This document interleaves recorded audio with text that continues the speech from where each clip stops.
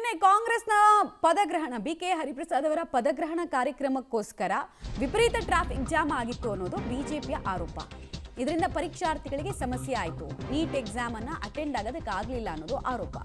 BJP ಮತ್ತು ಕಾಂಗ್ರೆಸ್ ನಡುವೆ ರಾಜಕೀಯ ಕೆಸರಾಟಕ್ಕೂ ಕೂಡ ಈ ವಿಚಾರ ಕಾರಣ ಆಗ್ತಾ ಇದೆ. ಸಂಸದ ತೇಜಸ್ವಿ ಸೂರ್ಯ ಆರೋಪಕ್ಕೆ ಪ್ರಿಯಾಂಕ್ ಖರ್ಗೆ ತಿರುಗೇಟನ್ನು ಕೊಟ್ಟಿದ್ದಾರೆ.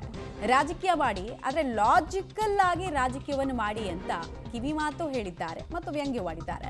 ಪೇಪರ್ ಲೀಕ್ ಆಗಿದ್ದಕ್ಕೆ ಫಸ್ಟ್ ನೀವು ಸಾರಿ ಕೇಳ್ರಿ, ಆಮೇಲೆ ಮಿಕ್ಕಿದ ಕಾಂಗ್ರೆಸ್ನ ವಿಐಪಿ ಸಂಸ್ಕೃತಿ ಬಗ್ಗೆ ಮಾತಾಡಿ ಅಂತ ಬಿಜೆಪಿಯನ್ನ ಮಾತಿನ ಮೂಲಕ ತಿವಿದಿದ್ದಾರೆ. ಈ ಕಡೆಗೆ ಕಾಂಗ್ರೆಸ್ ರೌಡಿ ರಾಜಕೀಯ ಮಾಡ್ತಿದೆ ಅಂತ ತೇಜಸ್ವಿ ಸೂರ್ಯ ಕಿಡಿಕಾರ್ತಾ ಇದ್ದಾರೆ. ತೇಜಸ್ವಿ ಸೂರ್ಯ ವರ್ಸಸ್ ಪ್ರಿಯಾಂಕ್ ಖರ್ಗೆ ಅನ್ನೋ ರೀತಿನಲ್ಲಿದೆ. ಮಾತಿನ ಸಮರ ಮುಂದುವರಿತಾ ಇದೆ. ಇಡೀ ದೇಶಕ್ಕೆ ಗೊತ್ತಿತ್ತು ನಿನ್ನೆ ನೀಟ್ ಪರೀಕ್ಷೆ ನಡೀತಾ ಇದೆ ಅಂತ.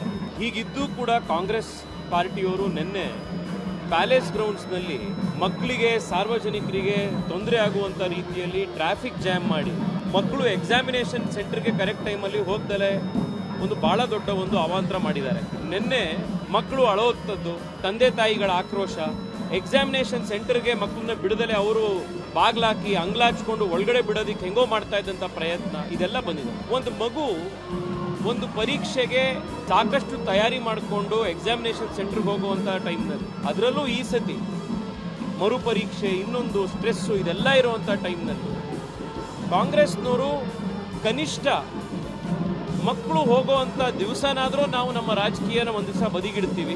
ನಿನ್ನೆ ಅಧಿಕಾರ ತಗೊಳ್ದಲೇ ಬಿಕೆ ಹರಿಪ್ರಸಾದ್ ಅವರು ಇವತ್ತು ತಗೊಂಡಿದ್ದಿದ್ರೆ ಏನು ಭೂಮಿ ಬಾಯಿ ಬಿಡ್ತಿರ್ಲಿಲ್ಲ, ಏನೂ ಆಗ್ತಿರ್ಲಿಲ್ಲ. ಒಂದೇ ಒಂದು ದಿವಸ ಅವ್ರು ಅಕಾಮಡೇಟ್ ಮಾಡಿದ್ದಿದ್ರೆ ಮಕ್ಕಳಿಗೆ ಕೊಟ್ಟಂಥ ಈ ಸ್ಟ್ರೆಸ್ಸು ಭಾಳ ದೊಡ್ಡ ಮಟ್ಟದಲ್ಲಿ ಕಡಿಮೆ ಆಗಿರ್ತಿತ್ತು. ಊರಲ್ಲೆಲ್ಲ ರಾಹುಲ್ ಗಾಂಧಿಯವರು ಭಾಷಣ ಮಾಡಿ ಮಕ್ಕಳು ಪರವಾಗಿ ನಾವಿದ್ದೀವಿ ಅಂತ ಕೋಟಾಗಿ ಹೋಗಿ ಅಲ್ಲೊಂದು ದೊಡ್ಡ ಡ್ರಾಮಾ ಮಾಡಿ ಅವರು ಅಧಿಕಾರದಲ್ಲಿರುವಂಥ ರಾಜ್ಯದಲ್ಲೇ ಮಕ್ಕಳು ಎಕ್ಸಾಮ್ ಬರೆಯಕ್ಕೆ ಹೋದಾಗ ಅವ್ರಿಗೆ ಸರಿಯಾಗಿರುವಂಥ ಒಂದು ವ್ಯವಸ್ಥೆ ಕಲ್ಪಿಸಲಿಲ್ಲ ಅಂತಂದರೆ ಕಾಂಗ್ರೆಸ್ ಪಾರ್ಟಿ ಯಾವ ರೀತಿ ಡೋಂಗಿ ರಾಜಕಾರಣ ಮಾಡ್ತಾ ಇದೆ ಮಕ್ಕಳನ್ನ ಎದುರುಗಡೆ ಇಟ್ಕೊಂಡು ಅನ್ನೋದಕ್ಕಿರುವಂಥ ದೊಡ್ಡ ಉದಾಹರಣೆ ಇದು. ನೋಡಿ, ಬಿಜೆಪಿ ಅವರ ಹತ್ರ ಏನು ಪಾಠ ಕಲಿಯೋದಿಲ್ಲ. ಅವರು ನಿಜವಾಗ್ಲೂ ವಿದ್ಯಾರ್ಥಿಗಳ ಪರವಾಗಿದ್ರೆ ಫಸ್ಟ್ ಕ್ಷಮೆ ಕೇಳಿ. 22 ಲಕ್ಷ ಜನರಿಗೆ ಮೋಸ ಮಾಡಿದ್ರಲ್ಲ ಕಳೆದ 10 ವರ್ಷದಲ್ಲಿ 90 ಪೇಪರ್ ಲೀಕ್ ಆಗಿದೆ, ಅದ್ರ ಬಗ್ಗೆ ಕ್ಷಮೆ ಕೇಳಲಿ. ಆಮೇಲೆ 3 ಜನ ಎಕ್ಸಾಮ್ ಬರ್ಲಿಕ್ಕೆ ಆಗಿಲ್ಲ ನಿಜ. ಒಬ್ರು ಮಾಗಡಿಯಿಂದ ಬರ್ತಾ ಇದ್ರು, ಮಾಗಡಿನಲ್ಲಿತ್ತ ನಮ್ದು ಇದರಲ್ಲಿ ನಮ್ಮ ಕಾಂಗ್ರೆಸ್ ರ್ಯಾಲಿ. ಇನ್ನೊಬ್ರು ಹಳೆಯ ಹಾಲ್ ಟಿಕೆಟ್ ತಂದಿದ್ರು, ಇನ್ನೊಬ್ರು RT ನಗರಿಂದ ಬರ್ತಾ ಇದ್ರು ಅಂತ ಇದೆ. 11 ಗಂಟೆ ಗೇಟ್ ತೆಗಿತಾರೆ, 1:30 ಒಳಗೆ ಇರಬೇಕು, 2.5 hours ಬಿಫೋರ್ ಇರಬೇಕು ಅಂತ ಹೇಳಿದ್ರು ಕೂಡ ಕೆಲವು ಬಯೋಮೆಟ್ರಿಕ್ಕು ಕೂಡ ಹಾಕೋಬೇಕು ಅಂತ ಇದೆ. ಭಾಳ ಸ್ಪಷ್ಟವಾದಂಥ ಸ್ಟ್ಯಾಂಡರ್ಡ್ ಆಪರೇಟಿಂಗ್ ಪ್ರೊಸೀಜರ್ಸನ್ನು ಕೊಟ್ಟಿದ್ದಾರೆ. 720 ಜನನೋ ಏನೋ RC ಕಾಲೇಜ್ನಲ್ಲಿ ಬರೆದಿದ್ದಾರೆ, ಅದರಲ್ಲಿ 140 ಜನ ಆಬ್ಸೆಂಟ್ ಇದ್ದರು. ಅವರೆಲ್ಲ ಹೆಂಗೆ ಹೋದ್ರು? ಮತ್ತು ನೋಡಿ, ರಾಜಕೀಯ ಮಾಡಬೇಕು ಅಂದರೆ ಸರಿಯಾಗಿ ಮಾಡಿ, ಲಾಜಿಕಲ್ಲಾಗಿ ಮಾಡಿ. ಮತ್ತು ನೀವು ಫಸ್ಟ್ ಕ್ಷಮೆ ಕೇಳ್ರಪ್ಪ. ಈಗ ಡೆಲ್ಲಿನಲ್ಲಿ ಅಲ್ಲೂ ಕೂಡ ಸ್ಟೂಡೆಂಟ್ಸ್ಗೆ ಎಕ್ಸಾಮ್ ಬರಲಿಕ್ಕೆ ಆಗಿಲ್ಲ. ಅದಕ್ಕೆ BJP ಸರ್ಕಾರ ಕಾರಣನ? ಅಲ್ಲಿ ಧರ್ಮೇಂದ್ರ ಪ್ರಧಾನ್ ಅವರು ಲೀಕ್ ಆದ ತಕ್ಷಣ ನೀವು ರಾಜೀನಾಮೆ ಕೊಡಿಸಿದ್ರ? ನೋಡಿ, ಇವರಿಗೆ ಸಾಮಾನ್ಯ ಪ್ರಜ್ಞೆ ಇದ್ರೆ ಮಾತಾಡ್ಬೋದಿರೆ, ಖಾಲಿ ಟ್ರಂಕ್ಗಳ ಜೊತೆ ಏನಂತ ಮಾತಾಡೋದು? ಡೀಟೇಲ್ಸ್ ಕೊಡ್ತಾರೆ ಮಸೂದ್ ನೇರ ಸಂಪರ್ಕದಲ್ಲಿ. ಮಸೂದ್, ಇಬ್ಬರೂ ಕೂಡ ಒಬ್ರನ್ನೊಬ್ರು ವಿಲನ್ ಆಗಿ ಪೇಂಟ್ ಮಾಡೋದ್ರಲ್ಲಿ ಬ್ಯುಸಿ ಇದ್ದಾರೆ. ಬಟ್ ಸಫರ್ ಆದಂತಹ ಮಕ್ಕಳ ಪರವಾಗಿ ಇಬ್ಬರಿಂದನೂ ಒಂದು ಸ್ಟೇಟ್ಮೆಂಟ್ ಬಂದಿಲ್ಲ. ಇಬ್ಬರಿಗೂ ಯಾವ ನೈತಿಕತೆನೂ ಉಳಿದಿಲ್ಲ ಬಿಡಿ ಒಬ್ರನ್ನೊಬ್ರು ಪ್ರಶ್ನೆ ಮಾಡೋದಕ್ಕೆ. ಬಟ್ ಅಟ್ಲೀಸ್ಟ್ ವಿದ್ಯಾರ್ಥಿಗಳಿಗೆ ಆಲ್ಟರ್ನೇಟಿವ್ ಆಗಿ ಹಿಂಗೆ ಮಾಡಬಹುದು, ನಾವು ಹಿಂಗೆ ಯೋಚನೆ ಮಾಡ್ತಿದ್ದೀವಿ ನಾವು ಅಂತ ಇಬ್ಬರು ಬಾಯಲ್ಲೂ ಬರಲಿಲ್ಲ. ಕೇಂದ್ರ ಸರ್ಕಾರದ ವತಿಯಿಂದನೂ ಬರಲಿಲ್ಲ, ರಾಜ್ಯ ಸರ್ಕಾರದವರು ಏನೂ ಹೇಳಲಿಲ್ಲ. ಮಮತಾ, ನಿನ್ನೆ ಬೆಂಗಳೂರಿನ RC ಕಾಲೇಜಿನಲ್ಲಿ 3 ಜನ ವಿದ್ಯಾರ್ಥಿಗಳು ಲೇಟಾಗಿ ಹೋದರು. ಆ ಹಿನ್ನೆಲೆಯಲ್ಲಿ ಅವರಿಗೆ ನೀಟ್ ಪರೀಕ್ಷೆ ಬರೆಯೋದಕ್ಕೆ ಅವಕಾಶ ಕೊಡಲಿಲ್ಲ, ಅವಕಾಶ ನಿರಾಕರಣೆ ಮಾಡಲಾಯಿತು. ಆ ವಿಚಾರ ಮುಂದಿಟ್ಕೊಂಡು ಈಗ ಕಾಂಗ್ರೆಸ್ ಮತ್ತು BJP ನಾಯಕರ ಮಧ್ಯೆ ಕೆಸರಾಚಾಟ ಮುಂದುವರೆದಿದ್ದ, ಆರೋಪ ಪ್ರತ್ಯಾರೋಪ ಮುಂದುವರೆದಿರುವಂಥದ್ದು.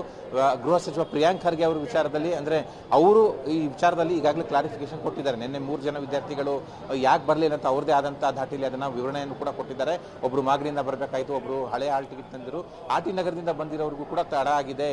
ಅಂದರೆ ಒಟ್ಟು 140 ವಿದ್ಯಾರ್ಥಿಗಳು ಆಬ್ಸೆಂಟ್ ಆಗಿದ್ದಾರೆ, ಬಾಕಿಯವರೆಲ್ಲ ಬಂದಿದ್ದಾರೆ. ಹೇಗೆ ಸಾಧ್ಯ? ಜೊತೆಗೆ ಬೇರೆ ಬೇರೆ ರಾಜ್ಯಗಳಲ್ಲೂ ಕೂಡ ವಿದ್ಯಾರ್ಥಿಗಳು ತಡವಾಗಿ ಹೋಗಿದ್ದಕ್ಕೆ ಅಲ್ಲಿನ ಪರೀಕ್ಷಾ ಕೇಂದ್ರಗಳಲ್ಲಿ ಅವ್ರಿಗೆ ಅವಕಾಶ ನಿರಾಕರಣೆ ಮಾಡಲಾಯಿತು. ಹಾಗಿದ್ರೆ ಅಲ್ಲಿನ ರಾಜ್ಯ ಸರ್ಕಾರಗಳು ಇದಕ್ಕೆ ಕಾರಣ ಅನ್ನುವಂಥ ಪ್ರಶ್ನೆಯನ್ನು ಕೂಡ ಕೇಳಿದ್ದಾರೆ. ಇತ್ತ BJP ನಾಯಕರುಗಳು, ಮುಖ್ಯವಾಗಿ ತೇಜಸ್ವಿ ಸೂರ್ಯ ಅವರು ನಿನ್ನೆ ಏನು ಪದಗ್ರಹಣ ಇತ್ತು, ಕಾಂಗ್ರೆಸ್ ರಾಜ್ಯಾಧ್ಯಕ್ಷರ ಪದಗ್ರಹಣ, ಆ ಹಿನ್ನೆಲೆಯಲ್ಲಿ ಟ್ರಾಫಿಕ್ ಜಾಮ್ ಆಗಿತ್ತು. ಟ್ರಾಫಿಕ್ ಜಾಮ್ ಆದ ಹಿನ್ನೆಲೆಯಲ್ಲಿ ವಿದ್ಯಾರ್ಥಿಗಳು ಇನ್ ಟೈಮ್ ಹೋಗಲಿಲ್ಲ ಅನ್ನುವಂಥ ಆರೋಪ ಮಾಡಿದ್ದಾರೆ. ಪೇಪರ್ ಲೀಕ್ ಕೂಡ ನೀವು ಜವಾಬ್ದಾರಿ ಹೊತ್ಕೋತೀರಾ ಅನ್ನುವಂಥ ಪ್ರಿಯಾಂಕ್ ಖರ್ಗೆ ಪ್ರಶ್ನೆಗೆ ಅದಕ್ಕೆ ನಾವು ಜವಾಬ್ದಾರಿ ಓದ್ಕೊಂಡಿದ್ದೀವಿ, ಅದಕ್ಕಾಗಿನೇ ಮರು ಪರೀಕ್ಷೆ ಮಾಡಿರುವಂತಹ ಅನ್ನುವಂಥ ಕೌಂಟರ್ ಅನ್ನು ಕೂಡ ಕೊಟ್ಟಿದ್ದಾರೆ. ಆದರೆ ಪೇಪರ್ ಲೀಕ್ ಆದ ಪ್ರಕರಣವನ್ನ ಸೀರಿಯಸ್ ಆಗಿ ಕೇಂದ್ರ ಸರ್ಕಾರ ತೆಗೆದುಕೊಂಡಿಲ್ಲ ಅನ್ನುವಂಥ ಆರೋಪ ಈಗಾಗಲೇ ಮನೆ ಮಾಡಿರುವಂಥದ್ದು. ಜೊತೆಗೆ ಆ ವಿಚಾರದಲ್ಲಿ ಕೇಂದ್ರದ ಸಚಿವರು ಕೂಡ ಯಾವುದೇ ಜವಾಬ್ದಾರಿ ತೆಗೆದುಕೊಂಡಿಲ್ಲ. ಅವರ ರಾಜೀನಾಮೆಗೂ ಕೂಡ ಸಾಕಷ್ಟು ಆಗ್ರಹ ಬರ್ತಾ ಇದ್ರು ಕೂಡ ಯಾವುದೇ ತಲೆ ಕೆಡಿಸ್ಕೊಳ್ತಾ ಇಲ್ಲ. ಅದು ಕೂಡ ಒಂದು ರೀತಿಯಲ್ಲಿ ಅಪವಾದ ಕೇಂದ್ರ ಸರ್ಕಾರದ ಮೇಲೆ ಇರುವಂಥದ್ದು.